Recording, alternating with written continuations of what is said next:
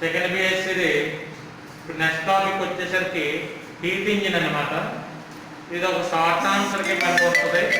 Next వచ్చేసరికి Karnad heat engine అనేది ఒకటి ఉంటుంది. ఆ కార్నాడ్ హీట్ ఇంజిన్ అనేది ఎస్ఏకి వచ్చినాం. ప్రజెంట్ హీట్ ఇంజిన్ కోసం మనం డిస్కస్ చేస్తాం. హీట్ ఇంజిన్ ఏమొచ్చి ఉష్ణయంత్రం అని అంటాం అన్నమాట. తెలుగులో హీట్ ఇంజిన్ని ఉష్ణయంత్రం అంటారు. తెలుగు మీడియంలో కూడా నోట్స్ నేను రాస్తానండి, కంగారు పడకండి. Heat engine A device used to convert heat energy into work is called heat engine. అంటే సింపుల్గా చెప్పాలంటే హీట్ ఎనర్జీని వర్క్ కింద మార్చేటువంటి డివైస్ ఏదైతే ఉందో దాన్నే మనం ఏమంటామండి, హీట్ ఇంజిన్ అని అంటాం అన్నమాట. ఏ heat engine consist of 3 parts. సాధారణంగా 3 మెయిన్ పార్ట్స్ ఉంటాయి. నాలుగోది ఇన్సులేటింగ్ స్టాండ్ అని ఇంకొకటి కూడా ఉంటుంది. ప్రజెంట్ ఈ 3 వెరీ ఇంపార్టెంట్ అనమాట. హీట్ ఇంజిన్కి మొత్తం 3 పార్ట్స్ ఉంటాయి. 3 వెరీ యూజ్ఫుల్ పార్ట్స్ అన్నమాట. అందులో ఫస్ట్ వచ్చేసరికి సోర్స్ అంటాం. సోర్స్ అంటే అర్థం ఏంటంటే సోర్స్ ఈజ్ ద బాడీ యొక్క hire temperature T1. Heat Q1 is extracted from this body and hence it is called source అన్నమాట. సో దీన్ని మీకు ఇంకా బాగా అర్థం అవడం కోసం మనం ఇంజిన్ కోసం మాట్లాడుకుందాం. ఇప్పుడు ఉదాహరణకి మన దగ్గర పెట్రోల్ ఉంది. పెట్రోల్ని మండిస్తున్నాము. పెట్రోల్ని మండించడం వల్ల ఇక్కడ పెట్రోల్ అని రాస్తున్నాను. పెట్రోల్ మండించడం వల్ల క్యూ అనేటువంటి హీట్ వచ్చింది. అంటే మనం బైక్ తీసుకున్నాం అనుకోండి, బైక్లో క్యూ అనేటువంటి పెట్రోల్ మండుతుంది. పెట్రోల్ మండడం వల్ల క్యూ అనేటువంటి హీట్ వచ్చింది. క్యూ అనేటువంటి హీట్ వచ్చినటువంటి దాన్ని మనకి ఇక్కడ ఒక పిస్టన్ తీసుకున్నాం. పిస్టన్ సైకిల్ పంప్ ఎలాగో అలాగా ఒక పిస్టన్ తీసుకున్నాం. ఇది పిస్టన్. ఈ పిస్టన్లోని ఎయిర్ ఉందన్నమాట, గాలి. ఈ పిస్టన్ లోపల గాలి ఉంది. పెట్రోల్ మండడం వలన మన క్యూ అనేటువంటి హీట్ జనరేట్ అయ్యింది. ఈ క్యూ అనేటువంటి హీట్ని ఈ ఎయిర్ తీసుకుంటుంది. ఎయిర్ ఎప్పుడైతే తీసుకుందో ఎయిర్ ఏం చేస్తుందంటే ఎక్స్పాండ్ అవుతుంది. ఎక్స్పాండ్ అంటే అర్థమేంటి, వ్యాకోచిస్తుంది అన్నమాట. అప్పుడు ఇక్కడ ఉండాల్సిన పిస్టన్ ఏం చేస్తుందంటే కొంచెం ఇటువైపు జరుగుతుంది అన్నమాట. అంతే కదా, ఎయిర్ ఎక్స్పాండ్ అయ్యిందంటే వ్యాకోచం చెందిందంటే ఈ పిస్టన్ ఏమవుతుంది, ఇలా వెనక్కి వెళ్తుంది అన్నమాట.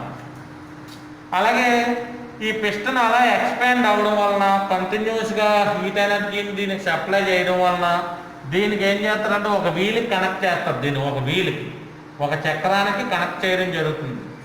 ఆ చక్రం తిరగడం వల్ల ఏమవుతుందంటే ఇంజిన్ అనేది మూవ్ అవుతుంది అనమాట.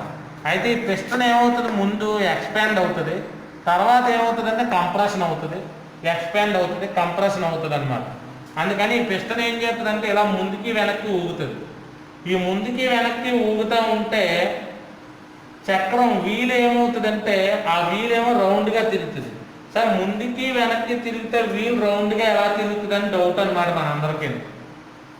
ఇప్పుడు ఉదాహరణ బట్టలు కుట్టేటువంటి మిషన్ మాత్రం తీసుకున్నాం, బట్టలు కుడతారు కదా, ఆ కింద ఉన్నటువంటి ఒక ప్లేట్ని అతను ఇలా ఇలా ఆడిస్తుంటారు. ఇలా ఆడిస్తూ ఉన్నప్పుడు దానికి ఒక సైడ్ని ఒక వీల్ ఉంటుంది. ఆ వీల్కి ఈ షేప్లోని ఒక అరేంజ్మెంట్ ఉంటుంది. ఈ షేప్లో మీరు ఆ రాడ్ని చూసినట్టయితే ఆ రాడ్ మాత్రం ముందుకి వెనక్కే తిరుగుతుంది, కానీ వీలు మాత్రం ఏం చేస్తుంది, రౌండ్గా తిరుగుతుంది. మీరు కుదిరితే మిషన్, అదే బట్టలు కుట్టేటువంటి మిషన్ దగ్గరికి వెళ్ళి చూస్తే నేను చెప్పేటువంటి ఎగ్జాంపుల్ మీకు బాగా అర్థమవుతుంది అన్నమాట. అలాగే ఇక్కడ ఏమవుతుందంటే క్యూ అంటే ఇక్కడ ఏంటంటే పెట్రోల్ వండుతుంది. పెట్రోల్ ఎయిర్ కాంబినేషన్ అనమాట. ఇంజిన్ అనేది వర్క్ అవుతుంది. లేదు అనుకుంటే steam at high pressure. Steam at high pressure. ఇప్పుడు మనకి చూడండి, ఇంత ముందట స్టీమ్ ఇంజిన్స్ ఉండేవి అనమాట. స్టీమ్ ఉండాలి, కానీ అది ఎలా ఉండాలి, హై ప్రెజర్లో ఉండాలన్నమాట. సో అలాగే స్టీమ్ ఎట్ హై ప్రెజర్ అని మనం తీసుకుంటాం అనమాట. సో ఇందులో ఈ విధంగా మనకి ఏమవుతుందంటే హీట్ ఇంజిన్ అనేది వర్క్ అనేది జరుగుతుంది అనమాట. సో అందుకని మనకి హీట్ ఇంజిన్లోకి వచ్చేసరికి హీట్ ఎనర్జీ అంటే ఇక్కడ క్యూని కదా తీసుకుంది, హీట్ ఎనర్జీని దేని కింద మార్చింది, వర్క్ కింద మార్చింది. అంటే ఇక్కడ ఇంజిన్ ఏం చేస్తుంది, తిరుగుతుంది కదా, అంటే వీల్ ఏమవుతుంది, తిరుగుతుంది కదా. అందుకని వర్క్ అంటాం అనమాట. కాబట్టి హీట్ ఇంజిన్ ఏం చేస్తుంది, వర్క్ కింద కన్వర్ట్ చేసేటువంటి డివైస్ ఏదైతే ఉందో దాన్ని మనం ఏమన్నారండి, హీట్ ఇంజిన్ అని చెప్తారన్నమాట. ఇందులో first source. So source is the body at A high temperature. ఇది హై టెంపరేచర్ దగ్గర ఉంటుంది అనమాట. ఈ హై టెంపరేచర్ ఎవరి వల్ల వస్తుందంటే పెట్రోల్ కానీ లేదా ఆ ఇంజిన్ ఐ మీన్ స్టీము మరగబెట్టడం వల్ల కానీ హై టెంపరేచర్ అనమాట. దీన్నే మనం హాట్ రిజర్వాయర్ అని కూడా అంటారు. సోర్స్ని ఏమంటారు, హాట్ రిజర్వాయర్ అంటారు. Source is the body at a higher temperature T1. Heat Q1 is extracted from this body and hence it is called source. ఇది ఏం చేస్తుందంటే హీట్ని ఇస్తుంది అన్నమాట వర్కింగ్ సబ్స్టెన్స్ ఏదైతే ఉందో దానికి. సో మనకి ప్రాక్టికల్గా వచ్చేసరికి పెట్రోల్ ఎయిర్ కాంబినేషన్. ఎగ్జాంపుల్ మన బైక్లు కానివ్వండి, ఆల్ వెహికల్స్ అన్నమాట. స్టీమ్ ఇంజిన్ తీసుకున్నాం అనుకోండి, స్టీమ్ అట్ హై ప్రెషర్ని మనం వర్కింగ్ సబ్స్టెన్స్గా తీసుకుంటాం. ఎప్పుడది ప్రాక్టికల్గా నిజ జీవితంలో ఉపయోగపడేటట్టుగా వర్కింగ్ సబ్స్టెన్స్ అలా తీసుకుంటాం. కానీ మనం పాఠం చెప్పుకునేటప్పుడు మాత్రం వర్కింగ్ సబ్స్టెన్స్గా ఎవరు తీసుకుంటారంటే ఐడియల్ గ్యాస్ అని తీసుకుంటాం అన్నమాట, ఆదర్శ వాయువు. So ideal gas acts as a working substance in a heat engine అనమాట. సాధారణంగా హీట్ ఇంజిన్లో ఐడియల్ గ్యాస్ ఏమొచ్చి వర్కింగ్ సబ్స్టెన్స్ కింద తీసుకుంటాము. ఎగ్జాంపుల్ కింద మామూలుగా ప్రాక్టికల్గా అయితే ఏమని చెప్పాను, ఇది steam engine, the working substance is steam అనమాట. ఇంకా కావాలనుకుంటే స్టీమ్ అట్ హై ప్రెషర్ అని మీరు రాసుకోవచ్చు అనమాట. ఇది సెకండ్ పార్ట్ అనమాట. ఇది వర్కింగ్ సబ్స్టెన్స్, ఇది సోర్స్. థర్డ్ వచ్చేసరికి సింక్ అనమాట. Sink is the body at a lower temperature T2. Heat Q2 is rejected by the working substance into the sink అనమాట. అంటే సాధారణంగా సింక్ అంటే సరౌండింగ్స్ని సింక్ కింద తీసుకుంటాం అనమాట. సింక్ ఏమవుతుంది, లోవర్ టెంపరేచర్ దగ్గర ఉండేటువంటి ఒక రిజర్వాయర్ అనమాట. దీన్ని కోల్డ్ రిజర్వాయర్ అని అంటారు అనమాట. ఇది వర్కింగ్ సబ్స్టెన్స్ నుండి కొంత హీట్ని తీసుకుంటుంది అనమాట. Q2 అనేటువంటి హీట్ని తీసుకుంటుంది. వర్కింగ్ సబ్స్టెన్స్ అంటే ఎవరు, ఇది. ఈ వర్కింగ్ సబ్స్టెన్స్కి ఎవరు హీట్ ఇస్తారో, ఇక సోర్స్ ఇస్తారు. సోర్స్ ఎప్పుడైతే దీనికి ఇచ్చిందో ఇది ఏం చేస్తుందంటే కొంత హీట్ ఎనర్జీని వర్క్ కింద కన్వర్ట్ చేస్తుంది, కొంత హీట్ ఎనర్జీని సింక్కి రిజెక్ట్ చేసేస్తుంది అనమాట. కాబట్టి ఇప్పుడు మీరు జాగ్రత్తగా చూస్తే ఇక్కడ ఒక డయాగ్రామ్ జాగ్రత్తగా చూడండి. మీకు ఇది ఇంజిన్ అనమాట. ఈ అని రాసామంటే ఇంజిన్, ఈ అనేటువంటిది ఇంజిన్. ఇక్కడ సపోజ్ పెట్రోల్ మండుతుంది. పెట్రోల్ మండడం వల్ల దీన్ని ఏమన్నాం, హాట్ రిజర్వాయర్ అన్నాం, అంటే వేడి రిజర్వాయర్ అనమాట T1. ఇప్పుడు ఏం చేసింది, పెట్రోల్ మండడం వల్ల కొంత హీట్ వస్తుంది. ఆ హీట్ని ఇంజిన్కి ఇచ్చింది. ఎంత హీట్ ఇచ్చింది, Q1 అనేటువంటి హీట్ని ఇంజిన్కి ఇచ్చింది. ఇందా చెప్పాను కదా, Q అనేటువంటి హీట్ ఎప్పుడైతే ఇచ్చామో ఇది ఎక్స్పాండ్ అవుతుంది, కంప్రెషన్ అవుతుంది, మొత్తం మీద వీల్ తిరుగుతుంది. వీల్ తిరగడం వల్ల మనకి ఏంటి వస్తుంది, W అనేటువంటి వర్క్ జరుగుతుంది. సమ్ ఎనర్జీ ఏమవుతుందంటే Q2 అనేటువంటి ఎనర్జీని సరౌండింగ్ అంటే పరిసరాలు అనమాట. ఈ సరౌండింగ్ ఏమొచ్చి Q2 అనేటువంటి హీట్ని ఇది తీసుకుంటాం, కానీ కొంత వర్క్ మాత్రం జరుగుతుంది అనమాట. సో మనం మొత్తం ఇచ్చినటువంటిది ఎంత ఇచ్చాం, మనం మొత్తం ఇచ్చిందంత Q1 ఇస్తే కొంత ఏమో వర్క్ జరిగింది, కొంత ఏమొచ్చి సింక్ తీసుకుంది అనమాట. సింక్ ఎంత తీసుకుంది, Q2. మనకి law of conservation of energy, శక్తి నిత్యత్వ నియమం ప్రకారం Q1 అనేది W ప్లస్ Q2కు ఈక్వల్గా ఉంటుంది కదా. ఇప్పుడు దీని ప్రకారం W ఈక్వల్ ఏమవుతుంది మనకి, ఇదితే వచ్చింది అనుకోండి Q1 మైనస్ Q2 అనమాట. అందుకని ఇక్కడ ఏమని రాసాం, W equal Q1 minus Q2 అని రాయడం జరిగింది అనమాట. కాబట్టి ఇక్కడ కూడా work done by the steam age W equal Q1 minus Q2 అని డైరెక్ట్గా మీకు ఫార్ములా అలా రాయడం జరిగింది. అంటే సింపుల్గా లాజిక్ ఏం లేదు ఇందులో. Q1 అనేటువంటి హీట్ని ఇంజిన్కి ఇస్తే, అంటే వర్కింగ్ సబ్స్టెన్స్కి ఇస్తే కొంత వర్క్ జరగడానికి కొంత హీట్ ఏమవుతుందంటే వేస్టేజ్ కింద పోతుంది. ఎవరికి, సింక్కి అనమాట. మరి రెండు కలిపితే నువ్వు ఇచ్చిందాన్ని సరిపోవాలి కదా, అదే రాసాం ఇక్కడ. సో W ఈక్వల్ ఏమైంది, Q1 మైనస్ Q2 అయిందన్నమాట. కాబట్టి ముందు ఇది ఇంగ్లీష్ మీడియం వాళ్ళు చాలా నీట్గా నోట్స్ రాసుకోండి. ఇది సైడ్ హెడ్డింగ్, ఇది సైడ్ హెడ్డింగ్, ఇది సైడ్ హెడ్డింగ్ అలా పెట్టే డయాగ్రామ్ అవన్నీ ఇంకా ఉందా అది నోట్స్ రాస్తారు.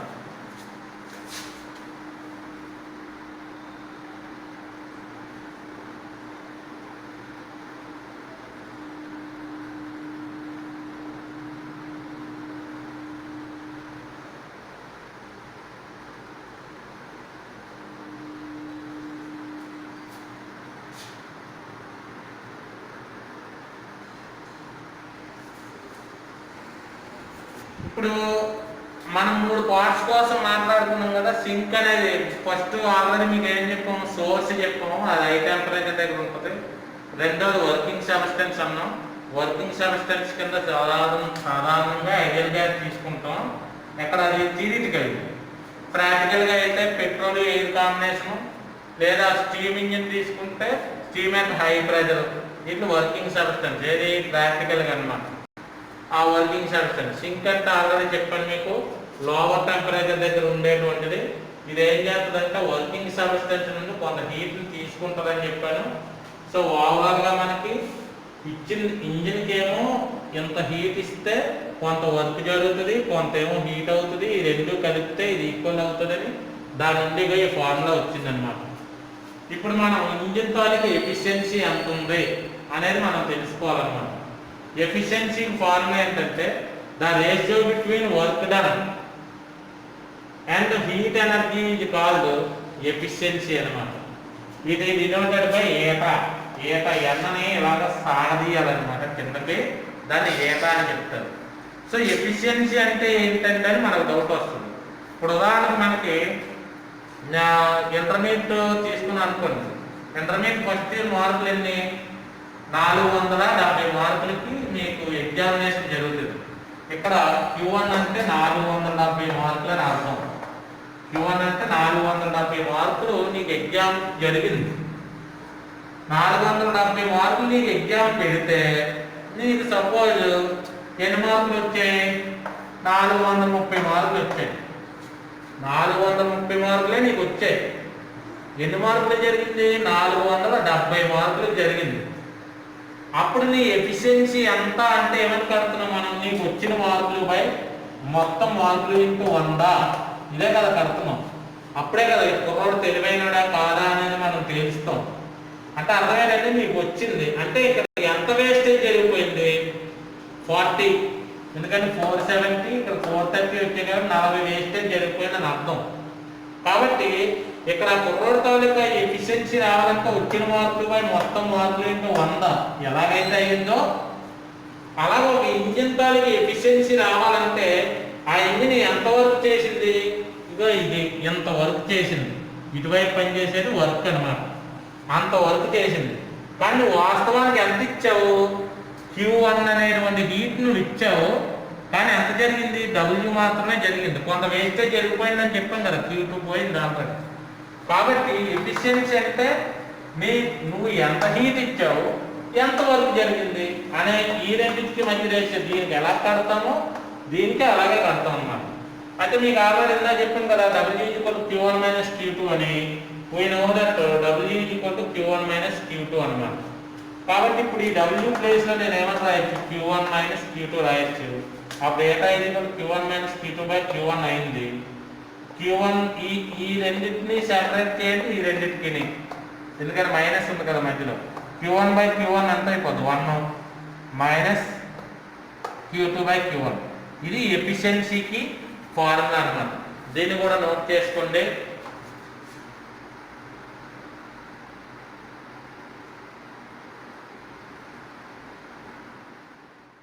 మళ్ళా ఉష్ణయంత్రం అన్నమాట. ఏ యంత్రం అయితే ఉష్ణ శక్తిని పనిగా మారుస్తుందో ఆ యంత్రాన్ని ఉష్ణయంత్రం అని అంటారన్నమాట. అంటే మనం ఉష్ణాన్ని తీసుకోవాలి, అది పని కింద మార్చాలి. ఉదాహరణ మన బైక్ తీసుకుంటే బైక్లో పెట్రోల్ మండుతుంది, ఉష్ణం వస్తుంది, బైక్ పరిగెడుతుంది. పరిగెట్టడం అంటే ఇక్కడ పనిగా మారిందని అర్థం అన్నమాట. కాబట్టి అలాంటి దాన్ని మనం ఉష్ణయంత్రం అంటాం. ఇది 3 భాగాలు కలిగి ఉంటుంది ఎప్పుడు కూడా ఉష్ణయంత్రం. సాధారణంగా 4 అంటాం. ఇన్సులేటింగ్ స్టాండ్ అని ఇంకోటి ఉంటుంది, అది మనం ఎస్ఏ క్వశ్చన్ వచ్చినప్పుడు మాట్లాడుకుందాం. అందులో ఫస్ట్ది ఉష్ణ జనకం అన్నమాట. T1 కెల్విన్ కదా అధిక ఉష్ణోగ్రత కలిగిన ప్రాంతాన్ని ఉష్ణజనకం అని అంటారు అనమాట. ఇది Q1 ఉష్ణాన్ని వ్యవస్థకు అందజేస్తుంది అని అన్నాం.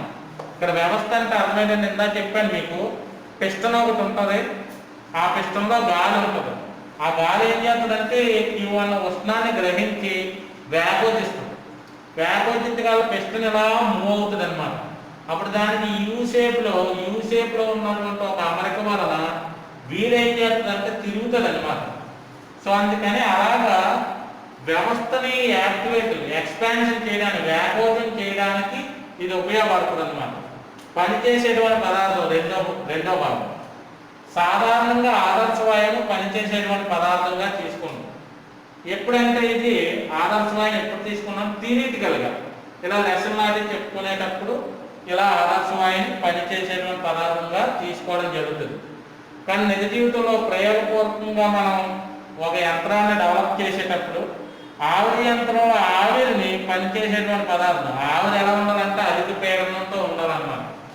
లేదు అనుకుంటే పెట్రోల్ కాంబినేషన్ అనేది దీనికి ఉదాహరణ. పెట్రోలును గాలి యొక్క వ్యవస్థను కూడా మనం పనిచేసేటువంటి పదార్థం కింద చెప్పవచ్చు అన్నమాట. థర్డ్ వన్ వచ్చేసరికి సింక్. T2 కెల్విన్ కదా, అల్ప, అధిక కాదు అల్ప ఉష్ణోగ్రత కలిగిన ప్రాంతాన్ని సింక్ అంటాం అన్నమాట. సాధారణంగా మన చుట్టూ ఉన్న పరిసరాలు ఉన్నాయి కదా, సాధారణంగా చుట్టూ ఉన్నటువంటి గాలి లేదా దాన్నే పరిసరాలని సింక్ కింద తీసుకుంటాము. పనిచేసేటువంటి పదార్థం ఉంది కదా, ఎందా మనం చెప్పాం. ఇది ఏం చేసింది? దీని నుండి ఉష్ణజనకం నుండి బోల్డ్ అంత హీట్ని తీసుకుంటుంది కదా, హీట్ని తీసుకొని కొంత హీటు పని కింద మారుస్తుంది, కొంత హీట్ని ఏం చేస్తుంది అంటే సింక్కి ఇచ్చేస్తుంది అనమాట. ఎంత ఇచ్చేది అంటే Q2 అనేటువంటి హీట్ని ఇచ్చేస్తుంది. సో Q2 అనేటువంటి హీట్ని ఏం చేస్తుంది అంటే సింక్ తీసుకుంటుంది అనమాట. ఇందులో మీకు ఆల్రెడీ ఇందా చెప్పాను మీకు, Q1 హీట్ని ఏమో ఇంజిన్కి ఇస్తే కొంత ఏమో వర్క్ జరుగుతుంది, కొంత ఏమో సింక్కి ఇచ్చేస్తుంది అనమాట. ఈ రెండు కలిపితే మన దేనికి ఈక్వల్ రావాలా? దీనికి ఈక్వల్ రావాలన్నమాట. అంటే Q1 ఈక్వల్ ఏమవుతుంది మనకి? Q2 ప్లస్ W అవ్వాలి. అప్పుడు W ఈక్వల్ ఏమవుతుంది? Q1 మైనస్ Q2 అవుతుంది అనమాట. ఇలా దక్షత, ఉష్ణయంత్రం చేసిన పనికి అంటే W ఇచ్చిన ఉష్ణానికి అది కొంత పని చేస్తుంది, మనం ఎంతో కొంత ఉష్ణం ఇస్తున్నాం. ఆ రెండింటికి మధ్య గల నిష్పత్తిని ఏటా ఈక్వల్ W/Q1 అని రాస్తాం. W అంటే 1 నుంచి Q1 మైనస్ Q2, ఇందులో వేస్తే 1 మైనస్ Q2/Q1 అనేది రావడం జరిగింది. మీరు డయాగ్రామ్ వేయాలి కంపల్సరీగా. మొత్తం నోట్స్ అంతా యాజిటీగా రాయండి. ఇంకా దీని గురించి మనం మాట్లాడదాం.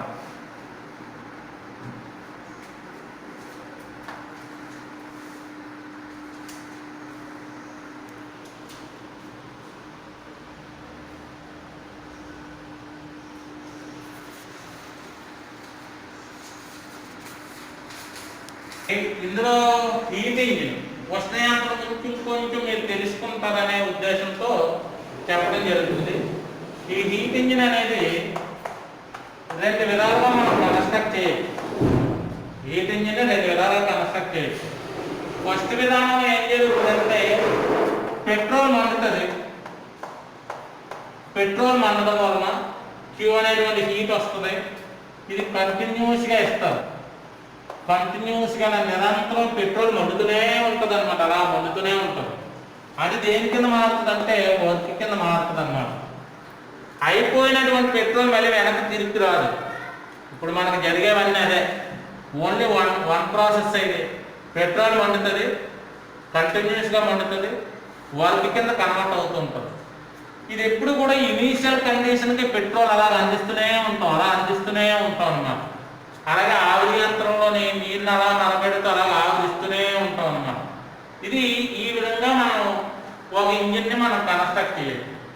అలా కాకుండా సెకండ్ విధానంలో కూడా ఒక ఇంజిన్ని కన్స్ట్రక్ట్ చేయొచ్చు అన్నమాట.